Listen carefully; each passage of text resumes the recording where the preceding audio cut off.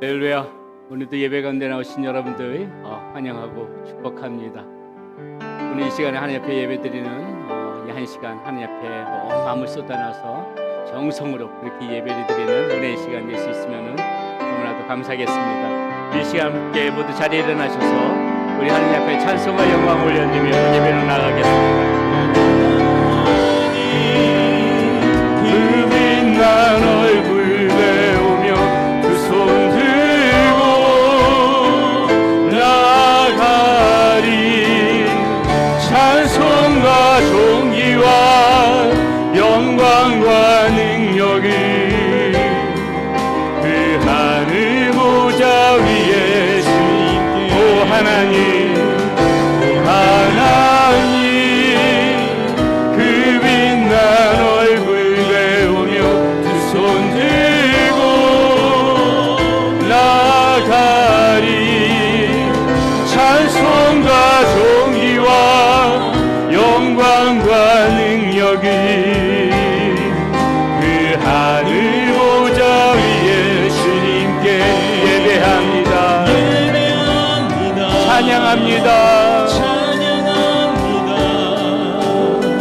주님만 날 다스리소서. 예배합니다. 찬양합니다.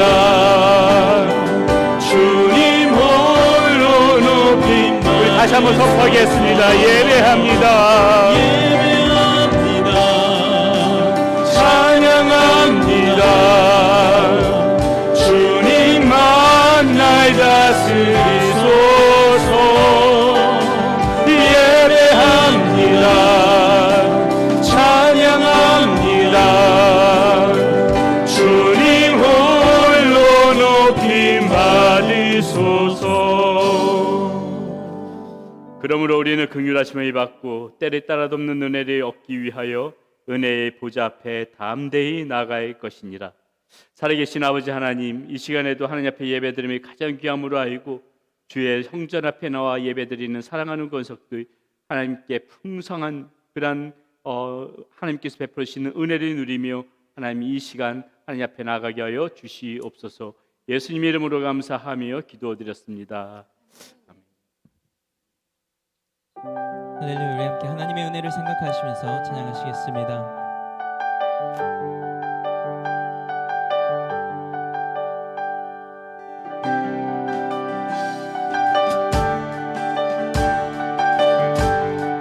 시작됐네, 시작됐네. 우리 주님의 능력이 나의 삶을 다스리고 새롭게 하네. 자유하네, 자유하네. 죄와 사망으로부터 나의 삶은 변하구나. 충만하네. 시작됐네, 시작됐네. 우리 주님의 능력이, 우리 주님의 능력이 나의 삶을 다스리고 새롭게 하네. 아멘. 자유하네, 자유하네. 죄와 사망으로부터, 죄와 사망으로부터 나의 삶은 변하구나. 충만하네. 은혜로다, 은혜로다. 주의 은혜 한량없는 주의 은혜. 은혜로다.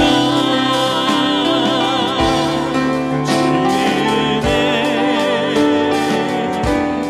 변함없는 신실하신 주의 은혜.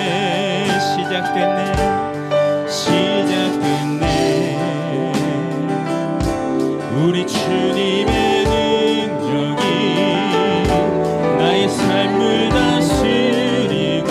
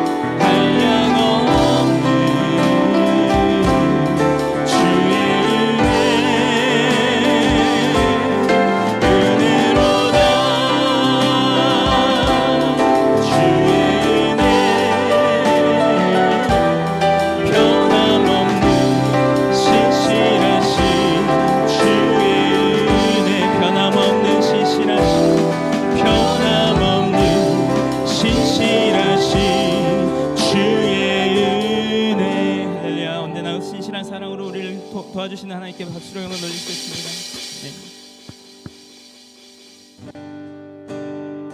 내 영혼이 은총이로 주난 죄지 벗고 보니 슬픔 많은 이 세상도 천국으로 봐도 내 영혼이 은총이고 내 영혼이 은총이고 중한 죄지 벗고 보니 슬픔 많은 이 세상도 천국으로 봐도다.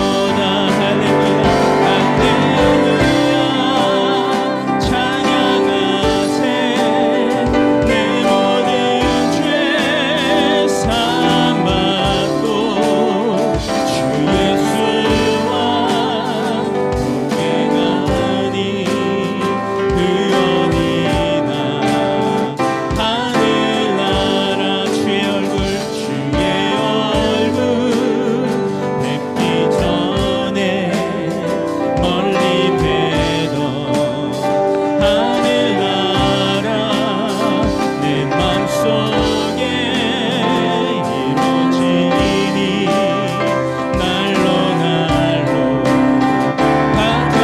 가깝도다매 할렐루야 찬양하세 내 모든 죄 사함받고 주 예수와 동행하니 그 어디나 하늘나라 높은 산이 거친 들이 조망이나 궁궐이나 내 주 예수 오신 곳이 그 어디나 하늘나라 어디나 하늘나라 할렐루야 찬양하세 내 모든 죄 사함받고 주 예수와 동행하니 그 어디나 하늘나라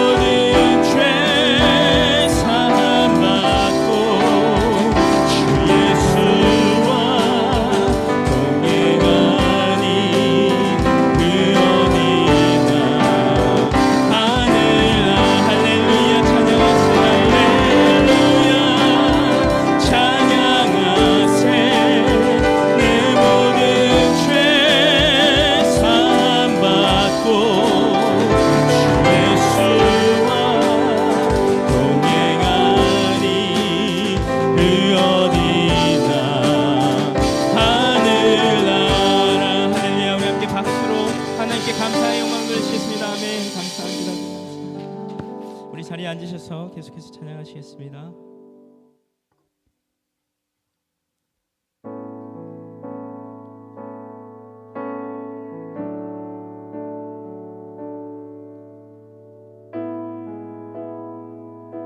우리 가사를 생각하시면서 같이 찬양합시다. 주님 곁으로 날 이끄소서.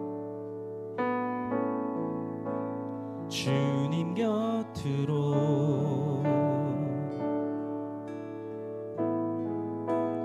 날 이끄소서. 내 모든 것 다 드리며 주 음성 듣기 원하네. 나의 참 소망, 나의 참 소망, 그 무엇과도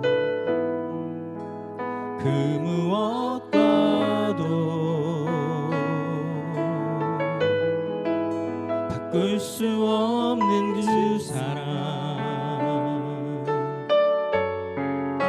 그 품 안에 난 길이 주님의 길로 인도하소서.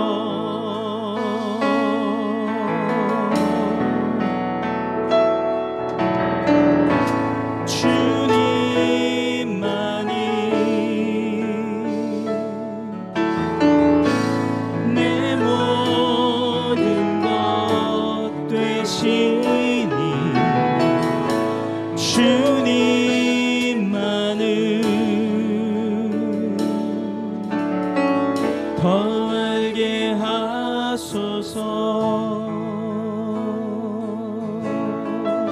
주님 곁으로 날 이끄소서. 주님 곁으로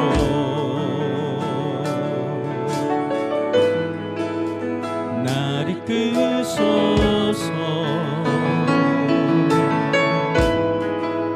내 모든 것 다 드리며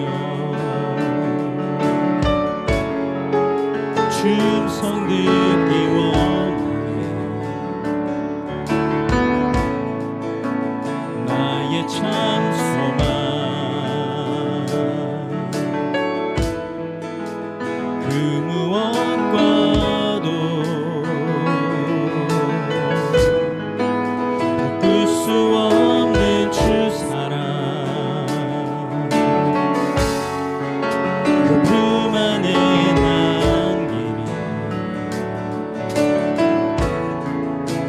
주님의 길로 인도하소서.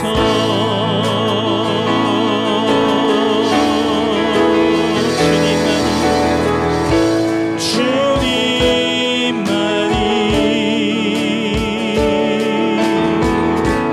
내 모든 것 되시니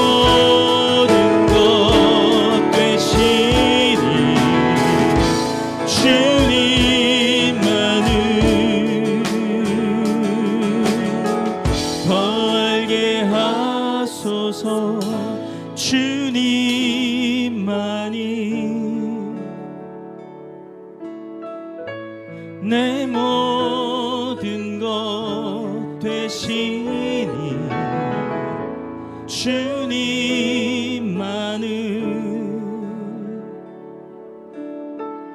더 알게 하소서.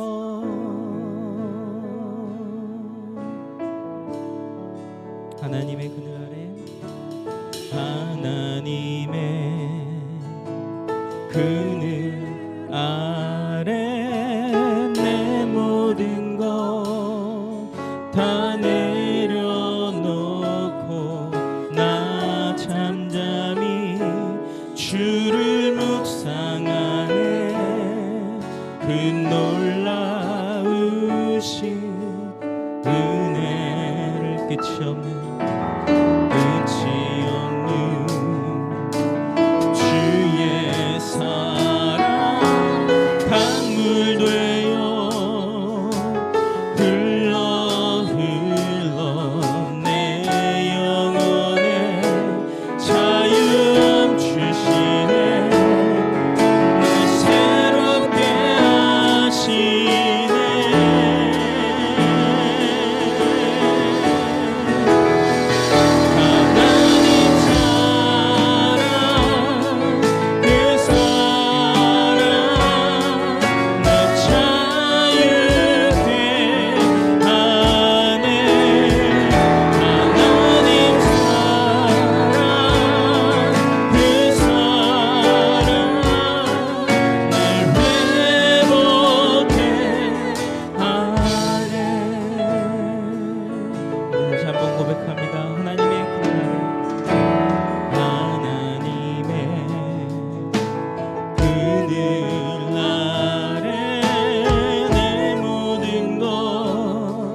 다 내려놓고 나 잠잠히 주를 묵상하네. 그 놀라우신 은혜를 끝이 없는 주의 사랑 강물 되어 흘러 내 영혼에 자유함 주시네. 날 새롭게 하시네.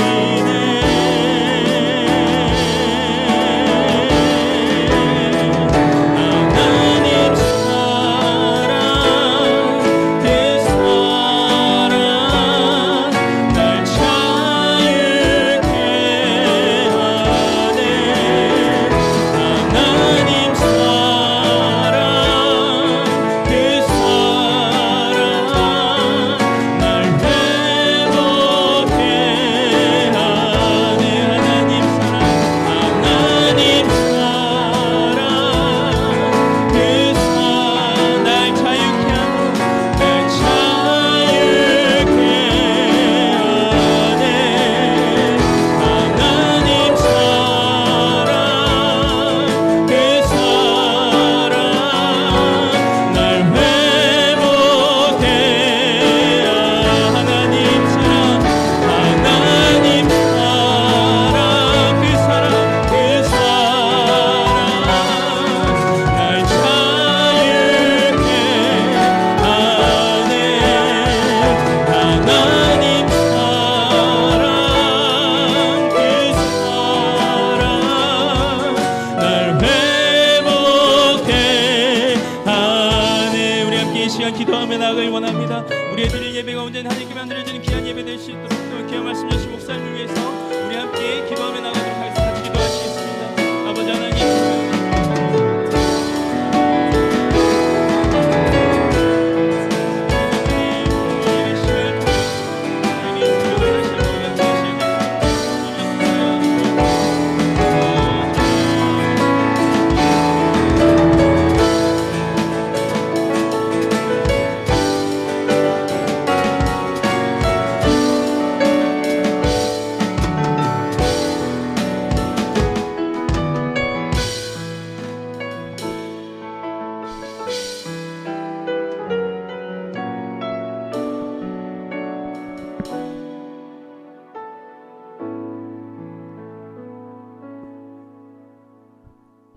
기도드리겠습니다.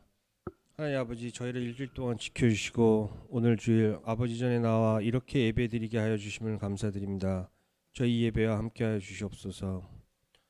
마을 또 하나의 가족이라는 표 아래 시작한 2023년이 벌써 5월이 지나고 있습니다.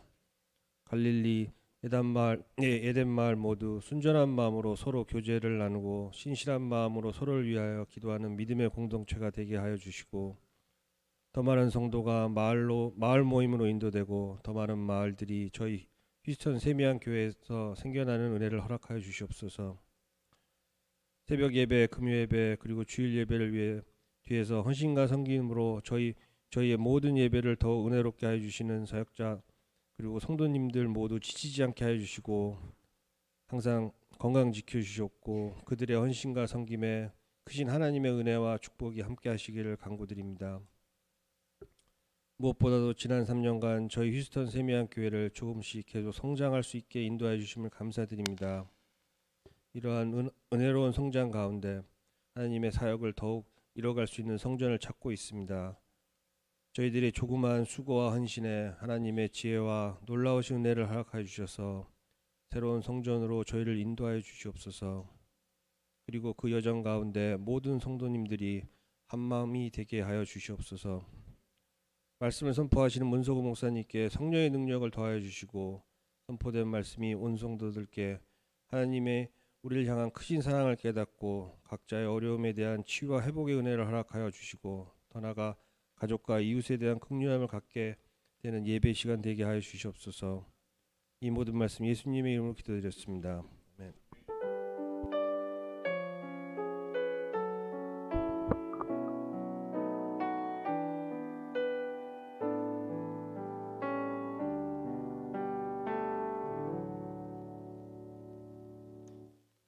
우리 다시 한번 앞뒤 옆 사람 바라보면서 인사 한번 나누도록 하겠습니다. 네, 반갑습니다. USB 좀 하나 켜주시겠습니까?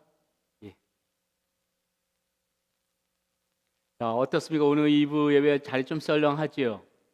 예, 많은 분들이 또 이렇게 외부로 이렇게 타주로 타도시로 그렇게 메모리얼 데이를 맞이해서 외출하신 분들도 많이 계시지만은 오늘 처음으로 아마 1부 예배가 2부 예배보다 사람들이 더 많이 나온 것 같습니다. 우리 1부 예배 때 굉장히 많은 분들이 나오셔서 하나님 앞에 지금 우리 2부 자리에 앉으신 분들보다 더 많이 나와서 예배를 드렸습니다. 저는 생각보다 오늘 2부 예배도 많이 앉아 계시네요. 저는 많이들 1부 예배 많이 나오시고 또 타도시에 가신 분들이 많아가지고 굉장히 썰렁할 줄 알았는데 예상보다 많습니다. 네, 감사합니다. 예. 우리 주보 보시면서 교회 소식 함께 보도록 하겠습니다. 우리 다음 주에는 2달에 한 번씩 있는 성찬식 갖도록 하겠습니다. 우리 준비된 마음으로 또 항상 우리가 성찬식을 할 때마다 주님의 사랑과 은혜를 깊이 생각하면서 묵상하면서 또 한 주 이렇게 살아가면서 성찬식을 준비해 주시면 감사하겠습니다. 계속해서 광고해왔던 대로 우리 6월 11일 날 6월 둘째 주죠. 우리 창립 3주년 기념 예배 있습니다. 이날은 또 패밀리 선데이로 같이 가족과 함께하는 그러한 즐겁고 행복한 시간이 될 것입니다. 푸짐한 음식으로도 교제 나누고 모두 행복한 시간이 되시기를 바라겠고요. 또 아울러서 오후 3시에 우리 김영관 전사님 우리 교회가 창립한 이후로 처음으로 이렇게 목사 안수식이 진행되어지는데 우리 성도님들 이날 주일 때 6월 둘째 주에는 한 분도 가시지 마시고 그 목사 안수식에도 꼭 참석하셔서 함께 축하해주는 그런 시간이 가져주시면 감사하겠습니다. 주보 보시고 우리 그 모든 광고들 주보 참고해 주시고요. 우리 남성 중청년습도 오늘 예배 후에 있다는 거 말씀드리겠습니다. 나머지 모든 광고 주보 참고해 주시면 감사하겠고, 오늘 우리에게 주신 하나님 말씀 함께 보도록 하겠습니다. 우리에게 주신 하나님 말씀 히브리서 4장 14절에서부터 16절까지 말씀 가지고 저와 여러분들 함께 말씀 보도록 하겠습니다. 우리 모두 함께 자리에 일어나셔서요. 길지 않은 말씀이니까 오늘 말씀은 우리가 한 목소리로 같이 함께 봉독하도록 하겠습니다. 그러므로 우리 큰 대제사장이 계시니 승천하시니 곧 하나님의 아들 예수시라. 우리가 믿는 도리를 굳게 잡아있지어다. 우리에게 있는 대제사장은 우리의 연약함을 동정하지 못하실 리가 아니요 모든 일에 우리와 똑같이 시험을 받으시니로되 죄는 없으시니라. 그러므로 우리는 긍휼하심을 받고 때를 따라 돕는 은혜를 얻기 위하여 은혜의 보좌 앞에 담대히 나갈 것이니라. 아멘. 예, 자리에 앉으시겠습니다. 기도합니다. 하나님 감사합니다. 이 시간에도 하나님의 은혜에 감사하여 하나님 앞에 예물을 올려드렸습니다. 이 예물이 쓰여지는 곳마다 우리 하나님의 영광이 드러나게 해주시고 수많은 영혼들 주께 돌아오는 데 쓰임 받는 예물이 되어지게 하여 주시옵소서. 우리 사랑하는 성도님들에게 우리 아버지 하나님께서 크신 은혜 베푸시사 네, 하나님의 은혜 가운데 살아가는 복된 가정들이 모두 되어지게 하여 주시옵소서. 우리 주 예수 그리스도의 이름으로 감사하며 기도드렸습니다. 아멘. 제가 초등학교 시절 그때는 이제 초등학교란 말이 없고 국민학교죠. 국민학교 시절 때 저를 아주 힘들게 했던, 학교에서 저를 아주 곤혹스럽게 했던 질문 두 가지가 있었습니다. 하나는 무슨 질문이냐면요, 아마 제 나이 이상 되시는 분들은 그런 것들을 경험해 보셨을 거라고 생각하고, 도심에서 학교 생활하셨던 분들은 아마 이런 것도 혹시 경험하지 못하셨을 수도 있습니다. 하여튼 촌에 살았던 저는 이것에 해마다 이런 질문을 받아야 됐는데, 그것이 무엇이냐면은 그 생활 실태를 조사하는 그러한, 집사님 고개를 끄덕, 서울 사셨는데 고개를 끄덕거리시네요. 생활 실태를 조사하는 그러한 질문이었습니다. 예를 들어서 이런 거죠. 집에 텔레비 있는 사람, 그러면은 있는 사람은 손을 들고 없는 사람은 가만히 있어야 됩니다. 집에 냉장고 있는 사람, 집에 전축 있는 사람, 집에 자전거 있는 사람, 그 별별거 다, 집에 오토바이 있는 사람, 그 손을 들고 하는데요. 그래도 뭐 한두 가지 있으면은, 그래도 손을 들면은 그래도 체면치레는 한 것 같아가지고 마음에 이렇게 괜찮다는데, 저같이 아무것도 질문하는데 손을 들 수 없이 가난하게 살았던 사람은요, 그 시간이 얼마나 창피한지 몰라요. 손 한번 들지 못하는 것이 굉장히 창피합니다. 마치 가난이 죄인 것이 그 어린 마음에부터 마음에 새겨지더라는 것이죠. 하기사 뭐 그 시절 그때 집에 일일이 다 구비해 놓고 살아가는 집 그렇게 없었습니다. TV도 이제 그때 뭐 흑백 TV 그나마 조금 이렇게 보급되어지기 시작했는데, 그래도 가지고 있어봐야 몇몇집 14인치 텔레비전이고, 조금 잘 산다 하는 집은요, 문을 양쪽으로 이렇게 옆으로 이렇게 여는 17인치 텔레비, 흑백 TV. 여러분 그거 기억나십니까? 금성에서 나온 건가요? 문을 드르륵 이렇게 열면은 브라운관이 나오는 TV가 있었다는 것이죠. 그런 TV 집에 하나 있으면은요, 예, 친구 집에도 그런 TV 하나 있으면 브라운관이 크니까 지금 아이맥스 보는 느낌이에요. 그런 집에서 TV 한번 보겠다고 친구한테 얼마나 알랑방구를 껴야 하는지 정말 치사해서, 예, 뭐 그렇게라도 막 TV 보고요. 또 그 시절엔 아마 다 기억하실 겁니다. 그런 큰 TV 있으면은 또 그 TV 앞에 사람들이요 많이 몰려들어서, 예, 그때 레슬링 같은 게 얼마나 많은 사람들이 함께 막 그렇게 모여가지고 그 쇼인 줄 알면서 또 얼마나 막 흥분해가지고 그걸 봤는지 몰라요. 기밀이 나와가지고 박치기를 한번 하면은 그렇지 하면서 같이 막 모션도 따라하기도 하고요. 네, 복싱 같은 것도 얼마나 인기가 많았습니까? 우리 홍수환 씨가 카라야스키에게 4번 다운당하고 난 다음에 5번째 일어나서 KO 시킬 때, 그때 애고 어른이고 할 것 없이 모여있던 사람들, 전의 사람들이 함성을 지르면서, 지금 월드컵에서 4강 올라갔던 거 이상으로 그렇게 사람들이 막 고함을 치면서 좋아했더라는 것이죠. 뭐 그때 다 그렇게 살았던 거 아니겠습니까? 듣도 보도 못한 홍수환 씨가 그 파나마라는 그 나라에까지 날아가가지고 카라야스키를 그렇게 사전 오기 신화를 만들면서 얘기했는데, 여러분 아마 뭐 혹시 그때 그 시절 아십니까? 하면서 다 들어봤던 기억이 있으실지 모르겠어요. 홍수환 씨가 통화로 한국에 엄마랑 통화를 하는 거예요. 그땐 TV로 다 중계해줬단 말이에요. 엄마 나 챔피언 먹었어. 그 말에 얼마나 감동이 되던지 보고 있던 사람들이 자기처럼 눈물이 다 글썽거리기도 하고요.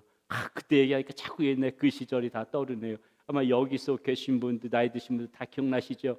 길거리 지나가다가도 오후 5시 되게 되면 어김없이 그 자리에 멈춰 서야 할 때가 있었습니다. 왜요? 애국가가 나오거든요. 애국가가 나오면 무조건 지나가다가도 그 자리에 애고 어른이고 할 것 없이 움직이지 말고 어딘지 모를 밝고 이렇게 서서 가만히 있어야 하던 시절이 있었고요.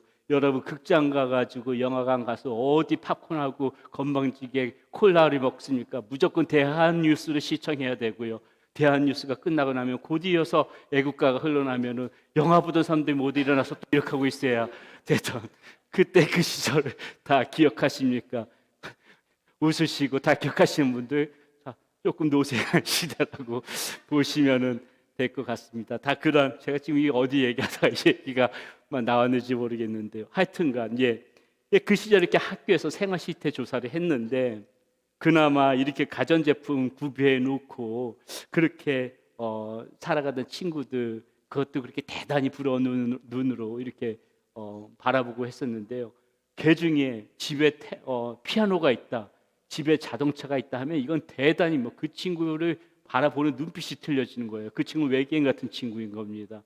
그런 친구 정비 한두 명 있는데 저 친구가 우리 반이라니 하면서 뭐 굉장히 뭐 만화에 나오는 기공자 보듯이 그 친구를 바라보던 그 시절에 있는데, 좀 씁쓸한 것은 하여튼 빈부가 그렇게 공개적으로 드러나던 그때 그 질문이 굉장히 곤혹스러웠다는 것이죠. 또 하나 힘들게 했던 질문은 무엇이냐면요, 학교 이제 방학을 하고 나서 방학이 끝나고 개학이 되면 선생님이 꼭 애들한테 물어보는 거예요. 돌아가면서 대답하라 그래요. 너네 방학 동안에 뭐 했니? 어디 놀러 갔다 왔니? 이렇게 질문하게 되면 조금 생활에 여유가 있는 친구들은 뭐 어디 뭐 해수욕장 갔다 왔어요, 뭐 어디 관광지 갔다 왔어요, 예, 뭐 무슨 놀이동산 갔다 왔어요, 이렇게 얘기하는데 저는 뭐 할 말이 있어야죠. 기껏해야 뭐 할머니 집에, 우리보다 더 촌에 사는 할머니 집에 가가지고 저 개구리 잡다 왔어요, 논두렁에서 미꾸라지 잡다 왔어요, 이런 거 얘기해야 되는데 그 자존심 상해서 그런 얘기 하기는 싫고 뭔가 그럴싸한 얘기를 하고 싶은데 뭐 할 말이 없는 겁니다. 할 말이 없는 거예요. 저는 초등학교 때까지 바다를 한 번도 본 적이 없어가지고요, 해수욕장이란 말도 진짜 그때 처음 들어봤어요. 초등학교 가서 해수욕이 뭐냐, 바다에 가가지고 노는 거예요. 그럼 바다가 뭔지를 뭐 상상이 안 되는 거죠. 한 번은 제가 포천에 있는, 지금 생각하면 포천에 있는 산정호수예요. 포천에 있는 산정호수를 가봤는데 제가 태어나서 그렇게 큰 물도 처음 봤어요. 그때 그렇게 크게 넓은 호수가 있다는 거, 저는 그게 바다인 줄 알고 선생님이 바닷가 갔다 온 사람 손들어보라 할 때 그때 자신 있게 손들어봤던 기억도 있습니다. 그게 바다인 줄 알고요. 그러다가 실제적으로 제가 처음 바다를 봤을 적에 얼마나 신기하던지요. 저는 정말 그렇게 끝도 없이 물이 있다는 걸 처음 봤습니다. 더 신기한 거는요, 그때 파도라는 것도 처음 봤는데 파도가 쉼없이 계속 몰아치는 거예요. 그 파도가 어디 일정하게 계속 밀려오는데 여러분 아시잖아요. 파도가 잔잔하게 이렇게 올 때도 있지만 또 어떤 때는 갑작스럽게 좀 큰 물결로 해가지고 파도를 칠 때가 있잖아요. 그 살짝 그 바닷속에 이렇게 물에 발이 담갔는데 그 잔잔한 파도는 재미가 없어요. 갑자기 큰 물결이 와서 이렇게 몸을 덮칠 때 그 쾌감, 그것의 즐거움을 느끼기 위해서 더 극대화시키려면 어떻게 해야 됩니까? 몸에 뭐 묻혀야 돼요. 그러니까 이 입으로 막 모래 같은 것들이 다 묻혀가지고 허벅지쯤에 이렇게 바닷물에 잠기면은 큰 물결이 와가지고 쫙 한번 밀려가면 어때요? 순식간에 그 모래에 묻혔던 것들이 한꺼번에 싹 말끔히 씻겨나갈 때 그 쾌감, 그게 너무나도 재밌어가지고 자꾸 모래에 묻히고 바닷물 속에 들어가 보는 거죠. 씻겨나가라, 씻겨나가라. 파도에 덮쳐서 내 몸에 묻은 이 모래를 다 씻어나가라. 몸에 오물이 많이 묻히면 묻힐수록 그것이 한꺼번에 씻겨져 나갈 때 그게 얼마나 신기하고 재밌던지요. 그렇게 놀았던 기억이 있습니다. 저는 그렇게 놀면서 이걸 생각해 봤습니다. 여러분, 하나님의 은혜도 이와 같다는 것이죠. 하나님의 은혜도 이와 같아서요. 여러분, 우리가 1000번을 넘어져도 우리를 향해서 그 은혜의 파도는 이렇게 밀려옵니다. 우리가 정말 지금도 여전히 하나님의 은혜는 그 파도와 같이 우리를 향해서 쉼 없이 그렇게 계속해서 이렇게 밀려오더라는 것이죠. 밀려오면서 우리의 모든 이러한 그 죄와 허물들을 지금도 쉬지 않고 우리들을 깨끗이 이렇게 파도가 덮치듯이 우리들을 그렇게 씻겨 내려가 주시는 것, 지금 생각해 보면은 그 파도가 하나님의 은혜와 같다, 그런 생각이 들더라는 것이죠. 어떻습니까? 이렇게 여러 가지 그러한 그 허물 많은 모습들, 죄 많은 모습을 가지고 주님의 그 은혜의 바다에 물결에 딱 들어가게 되면, 하나님, 저는 제가 어제도 이렇게 넘어졌으면, 이렇게 말도 끝나기도 전에 갑자기 그냥 파도가 팍 치면서 그 용서의 파도가 우리의 모든 허물들을 팍 씻기고 지나가죠. 하나님, 저는 정말 이렇게 추한 죄인이란 말이 이렇게 말이 끝나기도 전에 또 파도가 팍 치면서요, 또 우리의 모든 그 몸에 묻어있던 더러운 숱한 오물들을 한꺼번에 팍 치고 다 씻어 내려가 버리는 것, 이거 하나님의 은혜와 너무나도 닮아 있잖아요. 그렇습니다, 여러분. 우리가 이해할 수 있다면은 그것은 은혜가 아닐 수 있죠. 우리가 다 헤아릴 수 있다면은 그거 은혜 아닙니다. 우리가 예상했던 일이라면 그거 은혜 아니죠. 이것은 될 수가 없는 것이다. 이건 도무지 될 수가 없는 것이다. 이것은 도무지 이루어질 수 없는 것이다. 이것은 도대체 이건 용서받을 만한 일이 아니다. 이건 도무지 용서받을 수 없는 일이다. 그렇게 생각할 때조차 이 하나님의 은혜의 파도는 확 밀려와서 우리의 모든 것들을 다 씻고 우리의 모든 것들을 다 덮어가면서 그렇게 흘러가더라는 것입니다. 여러분 십자가를 바라보십시오. 그러면 우리는 그 은혜를 알 수가 있습니다. 도무지 용서받을 수 없는 그 우리를 살리신 그 하나님의 사랑과 은혜가 그 절정이 그 십자가 아니겠습니까? 우리를 구원해 주신 그 은혜, 이보다 더 큰 사랑과 은혜가 어디 있겠습니까? 그런데 그보다 더 놀라운 것은 뭔지 아세요? 하나님께서는 이런 은혜를 그때 구원해 주신 그 은혜를 한 번으로 그치신다는 것이 아니에요. 방금 전에 말씀드렸던 것처럼 낮이고 밤이고, 여러분 어때요? 이 바다의 파도가 여러분 밤이라고 해서 멈춰 있고 낮이라고 해서 파도가 칩니까? 낮이고 밤이고 파도는 계속 치는 거예요. 어제도 치고 오늘도 치고 내일도 칩니다. 아마 바다가 하나님께서 바다를 창조 때 바다를 만들어 놓으신 그 순간부터 이 파도는 쳤을 거예요. 그 파도가 한 번이라도 멈춘 적이 있었을까요? 오늘날까지 한 번이라도 멈춘 적이 있었을까요? 아마 없었을 겁니다. 하나님께서 바다를 창조하신 때부터 지금까지 그 파도는 계속해서 쳐왔을 것이에요. 어제도 쳤고 오늘도 쳤고 어김없이 내일도 그 파도는 칠 것이라는 것이죠. 무엇을 의미해요? 하나님의 은혜도요, 여러분. 하나님의 은혜도 너희들 구원해 줬으니까는 이 은혜면 됐지? 이거를 끝나는 것이 아니라 쉼없이 밤과 낮으로 파도가 치는 것처럼 어제도 파도가 치고 오늘도 치고 내일도 칠 것처럼 치는 것처럼 하나님의 은혜는 그렇게 우리를 계속해서 밀려올 것이라는 것이에요. 하나님의 은혜는 계속해서 우리들을 그렇게 덮어올 것이라는 것입니다. 쉼없이 그렇게 덮어올 것이에요. 구원의 은혜를 받고 살면서도 여러분 여전히 우리는 오물이 묻히고 살아갈 때가 있습니다.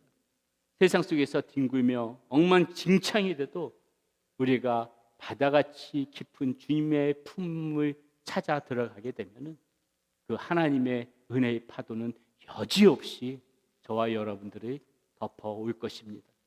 우리는 그것을 어떻게 할 수 있을까요? 바로 성경을 통하여서 말씀해 주시기 때문에 그래요. 성경에서 약속해 주시고 있기 때문에 우리는 그것을 알 수가 있는 것입니다. 오늘 본문 16절에서 히브리 기자가 뭐라고 말하는가 보세요. 이렇게 말하고 있습니다. 우리 함께 읽어볼까요?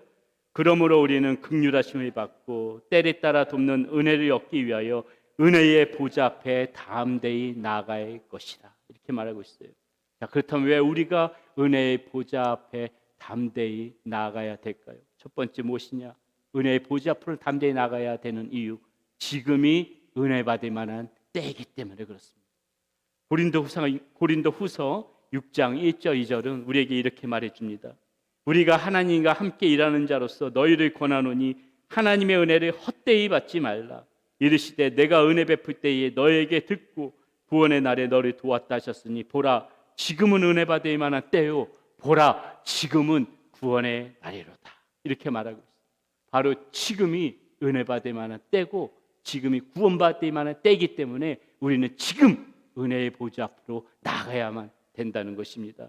이 말씀은 이사야 49장 8절에서 인용된 말씀이에요. 이것을 이사야 49장 8절에서 그 사도 바울이 인용한 말입니다.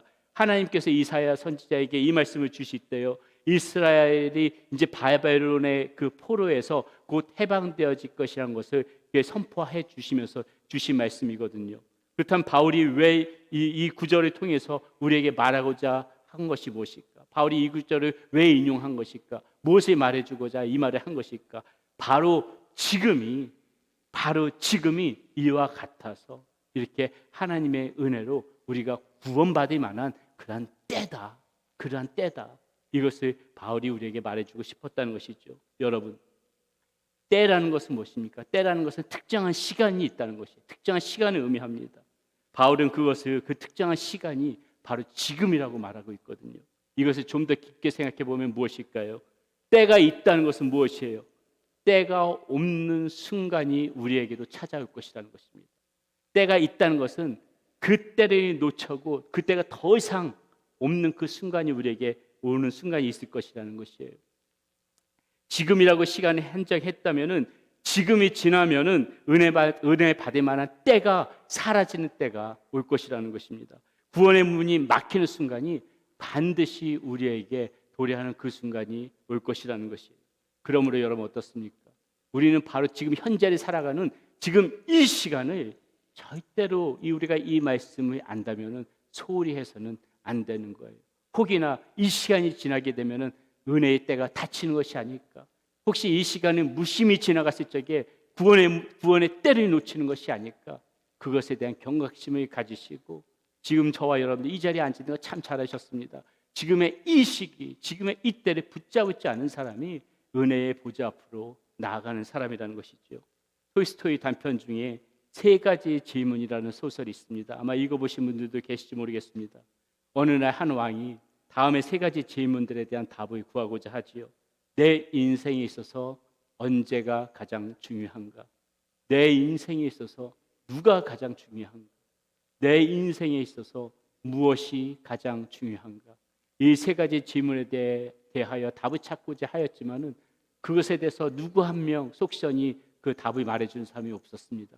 왕이 하루는 깊은 고뇌 가운데 이 질문에 대한 해답을 찾고자 어떤 한적한 길을 걸어가는데 숲에서 상처 입은 한 젊은이가 뛰쳐나오더니 그 왕 앞에서 기절해서 쓰러집니다. 왕이 그 젊은이를 정성껏 치료해 주지요. 다음 날 그 젊은이가 정신을 차렸을 적에 그 왕 앞에 놀라운 고백을 합니다. 왕은 저를 모르겠지만 저는 왕을 압니다.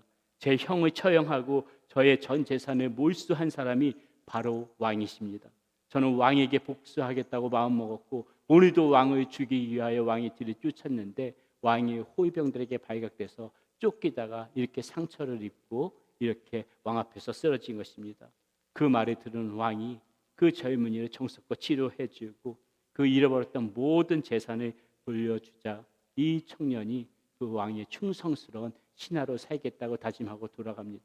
그것을 겪었던 바로 방금까지도 혹시나 그 젊은이에 의해서 죽음을 당할 뻔했던 이 왕이 그 순간의 그 모습을 회상하면서 바로 이 세 가지 질문에 대한 해답을 얻지요. 왕은 이렇게 생각합니다. 내 인생에서 가장 중요한 때는 언제인가? 바로 지금이었구나. 바로 지금이었구나. 내 인생에 있어서 가장 중요한 사람은 누구였던가? 바로 지금 내 옆에 있는 사람이 가장 중요한 사람이다. 내 인생에 있어서 가장 중요한 일은 무엇인가? 바로 내 옆에 있는 그 사람에게 사랑과 은혜를 오늘도 베풀면서 살아갈 줄 아는 것, 그것이 가장 중요한 일이구나. 왕은 그 세 가지 질문에 대하여 그런 답을 얻는 것으로 이 소설은 마무리되어집니다. 왜 우리가 은혜의 보좌 앞으로 나아가야 합니까? 바로 지금이 아니면 안 되기 때문이라는 것이죠. 하나님께서는 바로 지금 이 순간에 그렇게 은혜를 베풀어 주시기를 원하시는데 우리가 바로 지금 그 은혜를 받기 위하여서 우리는 은혜의 보좌 앞으로 나가야 된다는 것입니다. 두 번째, 우리가 왜 은혜의 보좌 앞으로 나가야 하는가? 그 이유가 무엇인가? 우리에게 주시기 위한 쌓아두신 은혜가 아직도 하나님께는 여전히 많이 있기 때문에 우리는 오늘도 주님의 보좌 앞으로 나아가야 되는 것입니다. 시편 31편 19절 말씀 이렇게 나오지요. 주를 두려워하는 자를 위하여 쌓아두신 은혜, 곧 주께 피하는 자를 위하여 인생 앞에 베푸신 은혜가 어찌 그리 큰지요. 이렇게 나와 있습니다. 놀라운 말씀이지요. 하나님의 은혜는 구원해 주신 것으로 끝난 것이 아니라는 것입니다.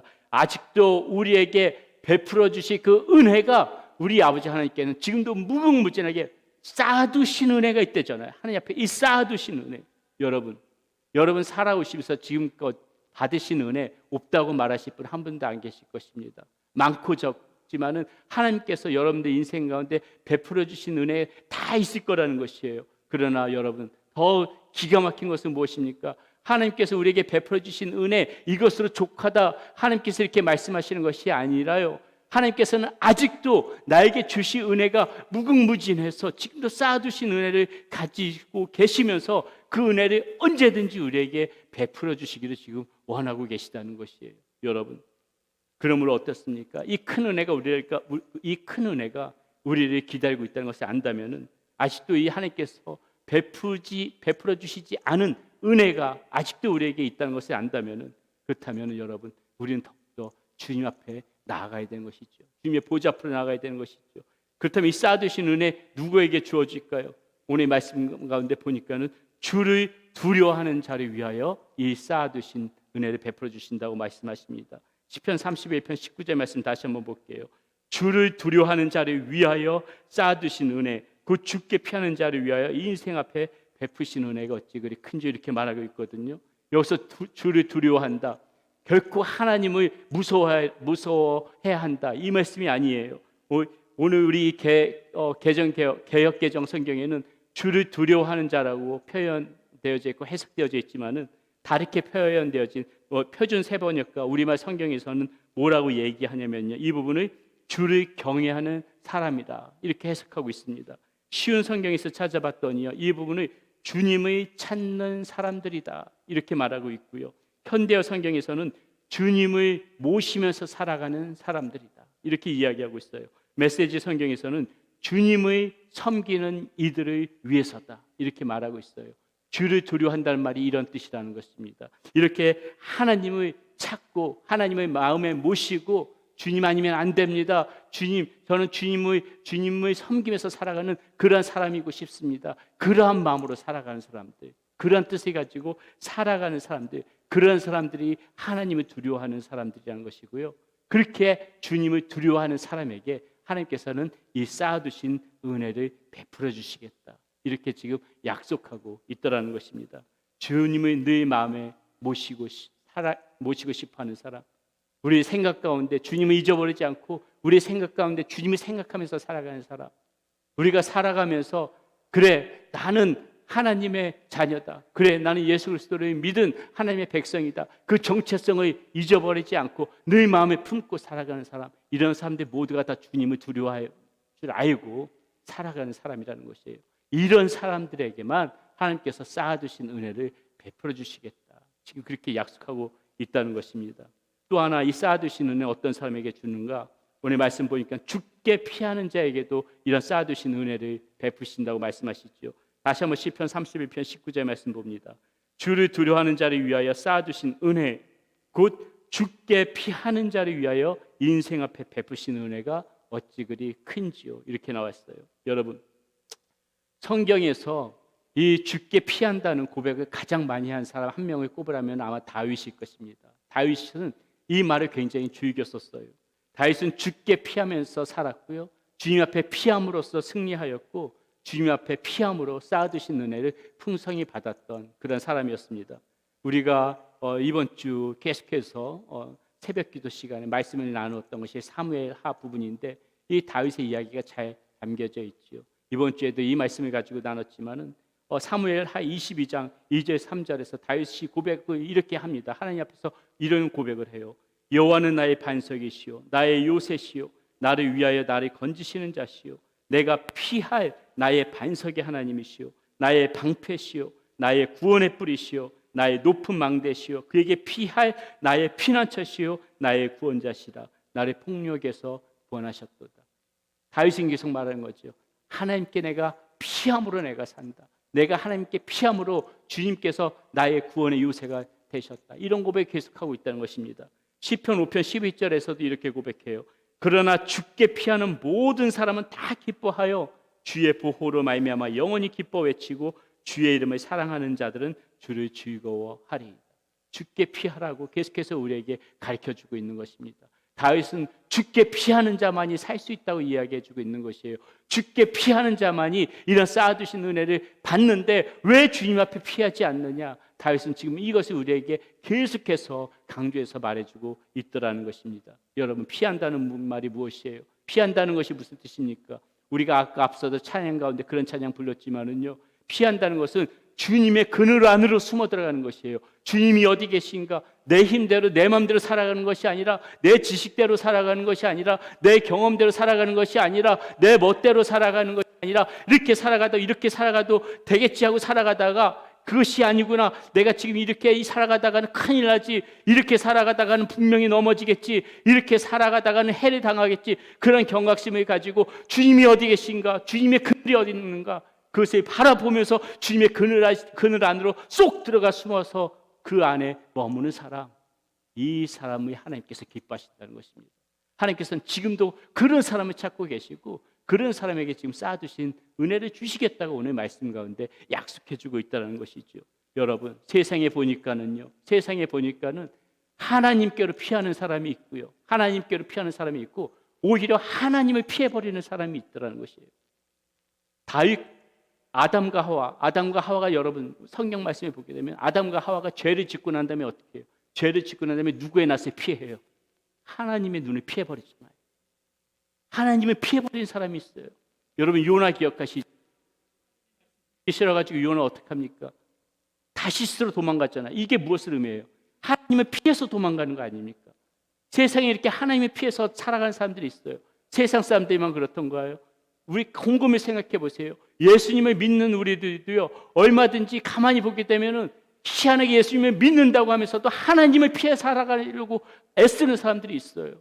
하나님이 저 좀 가만히 내버려 두세요. 하나님 저한테 신경 쓰지 마세요. 하나님 제 삶에 간섭하지 마세요.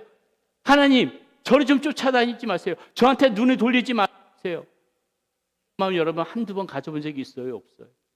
하나님을 피하고 싶어 하면서 그렇게 살아가는 사람들이 있더라는 것이죠. 그러나 여러분, 은혜를 구하는 사람은 어때요? 은혜를 구하는 사람은 이렇게 하나님을 피하는 것이 아니라 하나님께로 피합니다. 하나님께로 피해요. 기뻐도 하나님 앞에 돌아가고요, 슬퍼도 하나님 앞에 돌아가고, 서러도 하나님 앞에 달려갑니다. 가슴이 아프고 외롭고 속상해도 하나님을 찾아 하나님 앞에 달려가요. 몸이 아파도 하나님 앞에 찾아갑니다. 마음이 아파도 하나님을 찾아가요. 문제가 있어도 하나님 앞에 찾아갑니다. 어려워도 하나님 앞에 찾아가요. 살기 힘들어도 하나님 앞에 찾아가서 쪼르르 달려가서 하나님 저 어떻게 해요? 하나님 저 좀 살려주세요. 하나님 제가 피할 길은 하나님밖에 없어요. 하나님 누가 저를 도와주겠어요? 하나님이 저를 모른 척하면 저 어떻게 살아요? 하나님 앞에 피합니다. 하나님 저 좀 기억해 주세요. 저 좀 살펴봐 주세요. 은혜를 사모한 사람은 이렇게 하나님께로 피하더라는 것이죠. 하나님의 눈을 피해서 도망가는 것이 아니라 정말 제대로 은혜를 사모하는 사람들은 하나님께로 피해요. 이러한 사람이 은혜의 보좌 앞으로 나가는 사람이라는 것입니다. 이러한 사람에게 하나님께서 쌓아두신 은혜를 주시겠다고 약속하고 계시는 것이에요. 하나님의 보좌 앞으로 담대히 나가는 사람, 어떤 사람인가? 하나님께로 피하는 사람, 하나님께로 피하는 사람, 하나님께 피하는 자에게 이렇게 쌓아두신 은혜를 베풀어 주시겠다 말씀 가운데서 약속해주고 있더라는 것이죠. 마지막으로 왜 은혜의 보좌 앞으로 우리는 담대히 나가야 하는가? 때를 따라 돕는 은혜를 우리가 받기 위해서 우리 주님께서 주시기 때문에 우리는 하나님의 보좌 앞에 담대히 나가야 됩니다. 오늘 본문 4장 16절 말씀 우리 다시 한번 함께 읽어봅시다. 그러므로 우리는 긍휼하심을 받고 때를 따라 돕는 은혜를 얻기 위하여 은혜의 보좌 앞에 담대히 나갈 것이니라. 무엇을 얻기 위하여? 때를 따라 돕는 은혜를 얻기 위하여. 하나님께서는 때를 따라 돕는 은혜를 주신다고 하나님께서 이렇게 말씀해 주고 있는 것입니다. 여러분 정말로 필요할 때, 정말로 내가 뭔가 필요할 때 딱 그것을 주시는 그 은혜, 이것이 얼마나 큰 은혜입니까? 내가 절실히 뭔가 필요할 때 하나님께서 그것에 딱 따라서 때에 맞춰서 그것을 주신다면 우리는 그것 때문에 얼마나 기뻐하고 감사하겠습니까? 여러분 이스라엘 백성들 그 광야 40년 한번 살펴볼까요? 정말 그 광야 아무것도 처음에 모르겠어요. 이집트에서 나올 때는 뭔가 좀 먹을 것들을 가지고 나왔겠지요. 근데 여러분 횟수가 40년이에요. 그 음식들이 남아나겠습니까? 그 광야 한복판 아무것도 없는 곳에서 농사를 지을 수 있어요? 뭐가 있어요? 어떻게 살아갑니까? 그런데 어때요? 배고플 때 때를 따라 돕는 은혜 하나님께서 무엇을 내려주세요? 굶지 말라고 만나를 주세요. 만나만 먹다 보니까 질려요. 맨날 풀떼기만 먹는 것도 한두 해지 계속해서 그것만 먹으니까 지치니까 하나님 고기 먹고 싶어요. 단백질 보충하라고 또 그 때에 맞춰서 하나님께서 무엇을 내려주세요? 매출하게 주시잖아요. 음식을 먹고 고기 보니까 갈증이 나요. 목이 말라요. 광야의 물이 어디 있습니까? 광야의 그 사막 한복판에 물이 어디 있어요? 그러니까 하나님께서 때에 맞춰서 때를 따라 돕는 은혜를 주시면서 반석에서 물을 주시잖아요. 사막 한복판 여러분 그 광야길 한번 걸어가 보신 적 있습니까? 저는 걸어가 본 적은 없지만은 느낌으로는 알 것 같아요. 여기서 서부 여행 이렇게 가다 보면은 끝없이 사방으로 펼쳐져 있는 광야 한복판, 하늘에는 구름 한 점 없고 그 백도가 넘어가는 그 뜨거운 그 태양빛 쬐면서 한번 그 걸어가고 있다고 생각해 보세요. 얼마나 그 덥겠습니까? 그 광야 40년 그 낮에 이스라엘 이 민족들이 걸어갈 때 얼마나 힘들겠어요. 그늘 하나 없는 곳에서 그때 하나님께서 이렇게 그늘을 만들어 주십니까? 구름 기둥으로, 낮에는 구름 기둥으로 그들을 보호해 주시고, 밤에는 또 얼마나 추워요. 밤에 그 추울 때는 불 기둥으로 인도해 주시고, 이 다 때에 따라 돕는, 꼭 필요할 때 주시는 그 하나님의 은혜 아닙니까? 받는다고 그것이 다 감동적일 수 있습니까? 꼭 필요할 때, 필요한 것을 주실 때 우리는 그 은혜에 띠띠시 기뻐하면서 감사하며 살 수 있다는 것이죠. 당장 여러분 생각해 보세요. 그 광야길을 걸어가면서 당장 지금 한번 우리 여러분이 그 길을 걸어가고 있다 한번 상상해 봅시다. 그 광야길을 물 한 모금 없이 걸어가는데 가지고 있는 그 500ml 물 한 병 차고 있는데 다 떨어졌어요. 아무리 아껴 먹어도 안 마실 수 있나요? 결국은 물이 다 떨어지고 이제 큰일 났구나. 물 없이 걸어가는데 입이 바짝바짝 타들어갑니다. 목이 완전히 타들어가요. 입술은 다 그 갈증 때문에 짝짝 갈라집니다. 지금 당장 물 한 방울이라면은 뭐라고도 다 바꿀 수 있을 만큼 그렇게 절박한 상황에서 물 한 모금이 아쉬워서 하나님 앞에 기도를 하는 거예요. 하나님, 저 갈증 나 죽겠습니다. 저 이제 이대로 갈증 나서 죽어버릴 것 같습니다. 힘듭니다. 근데 하나님께서 우리의 그 모습을 보시면서 갑자기 그릴에서 갖고 온 아주 맛있는 스테이크 미디움으로 잘 구워진 노릇노릇한 고기를 물 대신 거 딱 준다고 생각해 보세요. 여러분 감사하겠어요? 안 감사하겠어요? 여러분 그게 은혜로 느껴지겠습니까? 하나님 정말 저에게 왜 이러십니까? 그것이 아무리 양질의 고기 정말 맛있는 그런 스테이크라 할지라도 그거 은혜로 안 받아들여진단 말이죠. 그거 은혜로 안 받아들여지죠. 예? 낮에 뜨거운 햇빛을 온몸으로 지금 받아가지고 조그만 진짜 풀이파기라도 있어가지고 그 그늘이 있으면 거기로 숨고 들어가고 심정인데 정말 그 더위 때문에 온몸이 기진맥진해서 곧 쓰러질 것 같은 지경인데 하나님께서 그런 우리들을 긍휼히 여기시사 불기둥을 옆에 딱 두셔가지고 인도해 가신다면 여러분 그 햇볕 가운데 불기둥 옆에 끼고 살아간다고 생각해 보세요. 은혜입니까? 그것이 그 하나님께서 불기둥 주셨다 그게 다 은혜입니까? 아니잖아요. 꼭 필요한 때 필요한 것을 주실 때 우리가 감사하지 않습니까? 심한 중병을 앓고 있는 사람이 중환자실에서 이제 생명의 호흡이 꺼져가고 허덕허덕거리고 있는데 내가 그 사람을 위로한다고 내가 그 사람에게 힘을 준다고 찾아가서 이거 가져 명품이야 하면서 명품 핸드백을 그 죽어가는 그 친구에게 준다면 그 친구가 죽어가면서 고마워 정말 감사해 이럴까요? 그 사람에겐 그게 중요한 게 아니라는 것이죠. 그게 중요한 게 아닌 거예요. 우리가 정말 필요로 할 때 얻을 수 있는 은혜 그것이 때를 따라 돕는 은혜인데 하나님께서 그 은혜를 우리에게 주신다는 것이 하나님의 보좌 앞에 나갈 때 꼭 필요할 때 주시는 그 은혜를 우리에게 주시겠다고 약속해 주고 있는 것입니다. 내가 낙심되어 있다면 위로를 얻을 수 있는 것이 때를 따라 돕는 은혜입니다.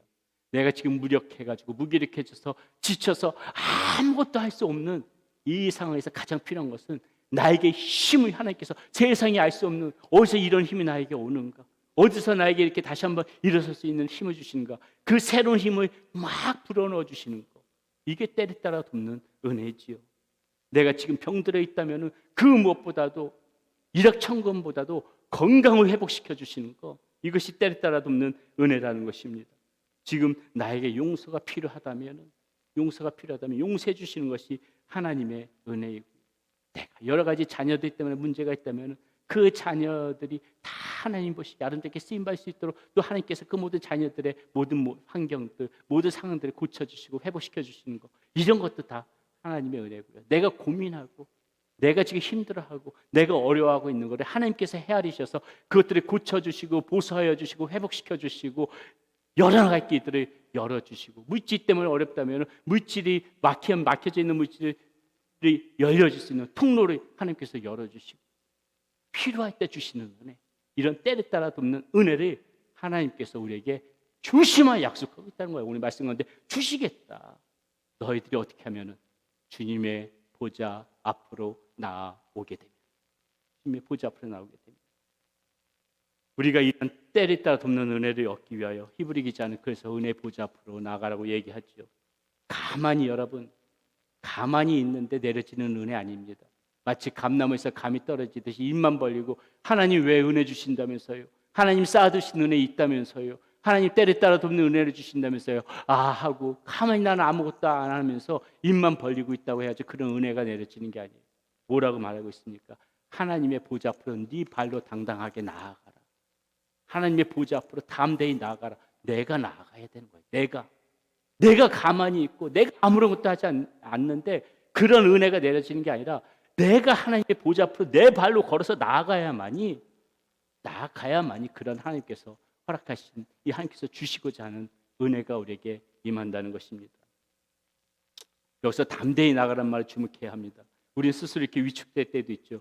하나님, 나 같은 사람이 도대체 어떻게 하나님 앞에 나갈 수 있습니까? 하나님 저 아시잖아요. 저 같은 죄인이 어떻게 나갈 수 있어요? 하나님, 제가 제 가운데 살아온 게 몇 년인데 저도 염치가 있는 사람인데 어떻게 하나님 앞에 나아갈 수 있습니까? 그런 말 하지 마시라는 거예요. 그런 말 하지 마시라는 거예요. 제가 서두에 말씀드렸듯이 이 은혜 파도를 기억하세요. 하나님께서는 은혜의 보좌 앞에 나오는 사람들, 그 사람이 어떠한 사람이든 막지 않으십니다. 여러분 생각해 보세요.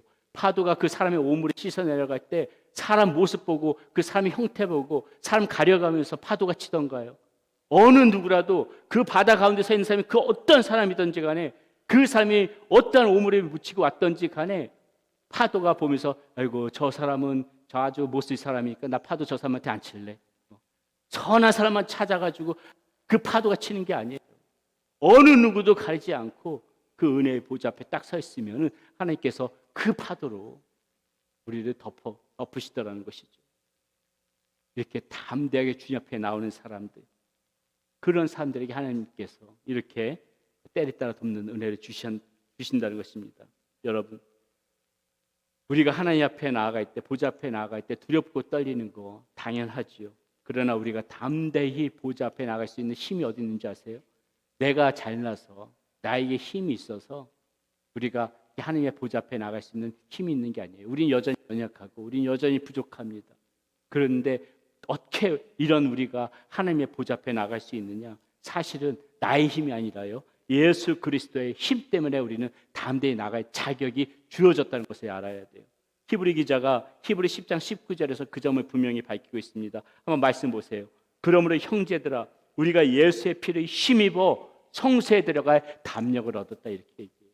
내가 주님의 보좌 앞에 나갈 수 있는 게 내가 자격이 있어서가 아니라요, 우리가 예수 그리스도를 믿잖아요. 그러면 어떻게 돼요? 이 예수 그리스도의 보혈의 피로 우리가 하나님께 나갈 자격을 얻었다는 거예요. 예수 그리스도의 믿음으로 주님의 보혈의 피로 자격을 얻어서, 그렇기 때문에 우리는 어떤 모습이든지 간에 망설이지 말고 주님의 보좌 앞으로 나올 수가 있다는 것입니다. 때를 따라 돕는 은혜가 그렇게 나올 때 여러분들에게 있을 거라는 것입니다. 왜 우리가 은혜의 보좌 앞으로 나가야 하는가? 지금이 은혜 받을 만한 때라고 말씀을 드렸습니다. 하나님께서 우리에게 주시려고 쌓아두신 은혜가 있기 때문에 주님의 보좌 앞에 나가야 된다고 말씀드렸습니다. 때를 따라 돕는 하나님의 손길이 있기 때문이라고 말씀드렸습니다. 결론적으로 이 모든 은혜를 받기 위하여 은혜의 보좌 앞에 나가기 전에 우리가 꼭 한 가지 해야만 하는 것이 있습니다. 그것이 무엇일까? 우리 큰 목소리로 함께 14절 말씀 함께 읽어보도록 하겠습니다. 그러므로 우리에게 큰 대제사장이 계시니 승천하시니 곧 하나님의 아들 예수시라. 우리가 믿는 도리를 굳게 잡을지어다. 은혜를 받기 위하여 우리가 일평생 동안 꼭 해야만 하는 것, 바로 예수 그리스도를 믿고 그분의 말씀을 따라 살아가고자 하는 것, 그것이 여기서 말하는 도리를 굳게 붙잡는다는 것이 바로 그런 의미예요. 이 도리를 굳게 붙잡는 사람, 그런 마음으로 그렇게 이것을 붙잡고 은혜의 보좌 앞으로 여러분 나갈 때 하나님께서는 앞에 말씀드렸던 이 모든 은혜들이 여러분 가운데 보여주실 것입니다. 모두 그 은혜를 누리고 살아가시는 여러분들이 되시기를 축원합니다. 우리 하나님의 은혜를 생각하면서 우리 하나님 앞에 이 찬양 올려드렸으면 좋겠습니다. 하나님의 은혜 다시 한번 기억하면서 하나님 앞에 찬양 올려드립니다.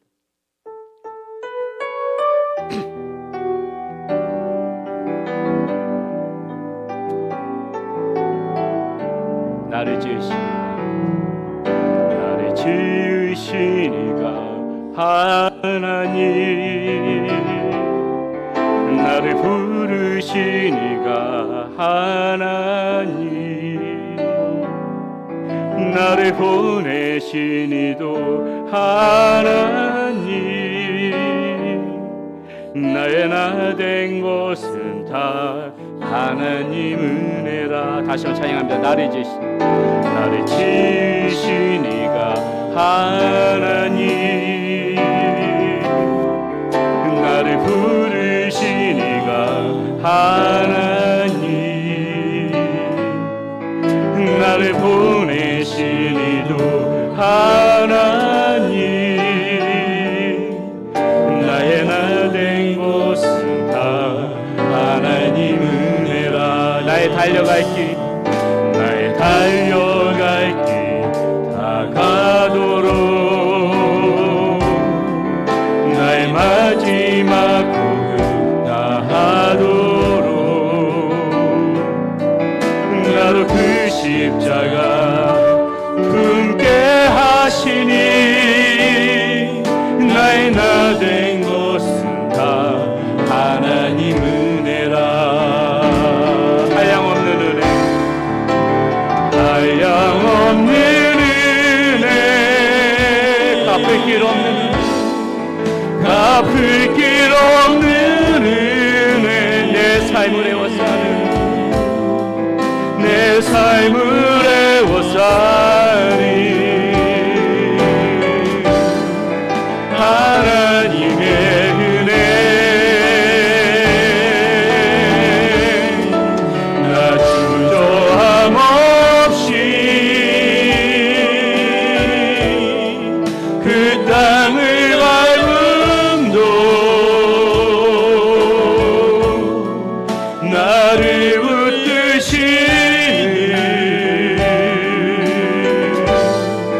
하나님의 은혜. 다시 한번 고백해볼까요? 한량없는 은혜, 한량없는 은혜, 갚을 길 없는 은혜, 갚을 길 없는 은혜, 내 삶을 애워싸니, 내 삶을 애워싸니 하나님의 은혜, 나 주저함 없이 그 땅을 밟음도 나를 붙드시는 하나님의 은혜. 우리 교수께서 찬양합니다. 은혜 아니면 살아갈 수가 없습니다. 은혜 아니면 살아갈 수가 없네. 호흡마저도 다 주의 것이니, 세상 평안과 위로 내게 없어도 예수, 오직 예수뿐이. 다시 한번 고백합니다. 은혜 아니면 살아갈 수가 없습니다. 은혜 아니면 살아갈 수가 없네. 호흡마저도 다 주의 것이니, 세상 평안과 위로 내게 없어도 예수, 오직 예수뿐이네. 그 신계획 다 볼 수도 없고, 작은 고난에 지쳐도 주께 맡긴 나의 모든 삶 버티고 견디기. 우리 모두 함께 다시 자리에 일어서서 찬양합니다. 그 신계획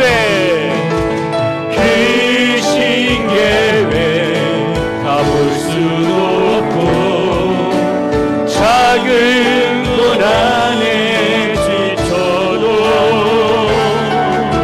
주께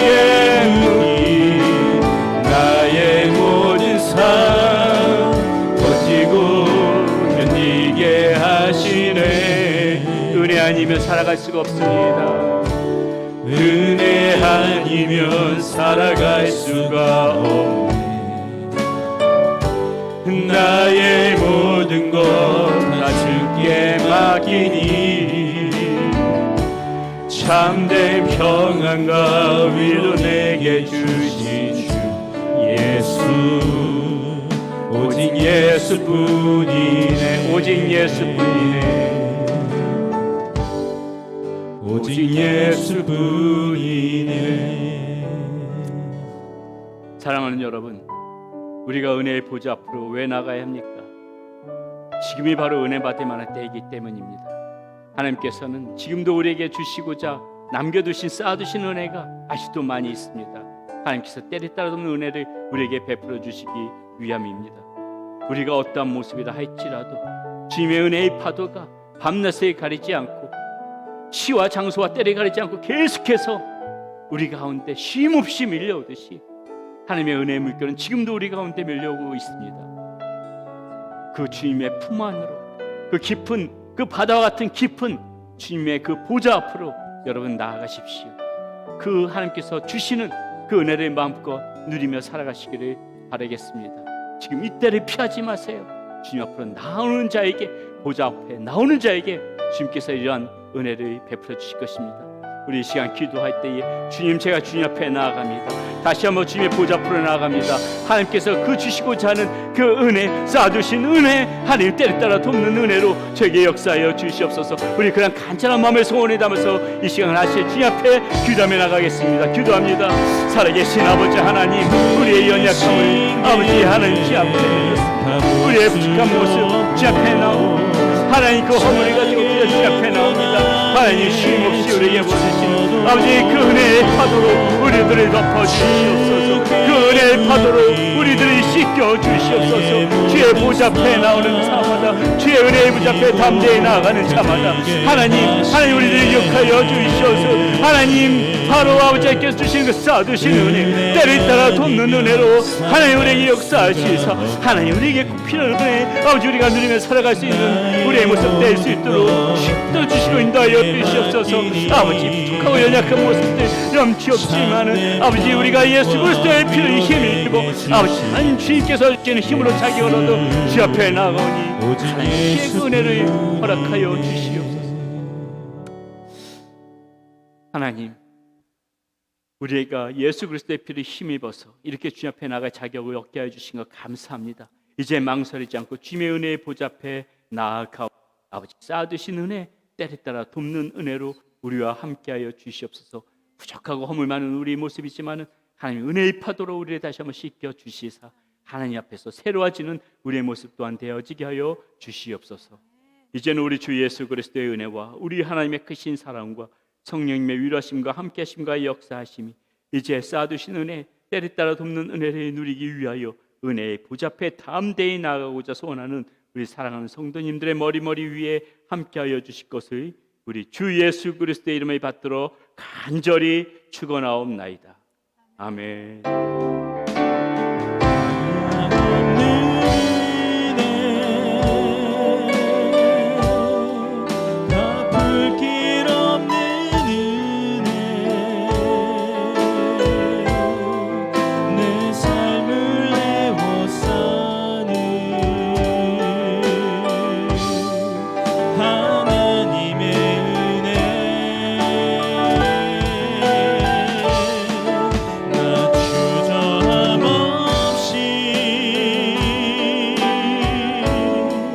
그 땅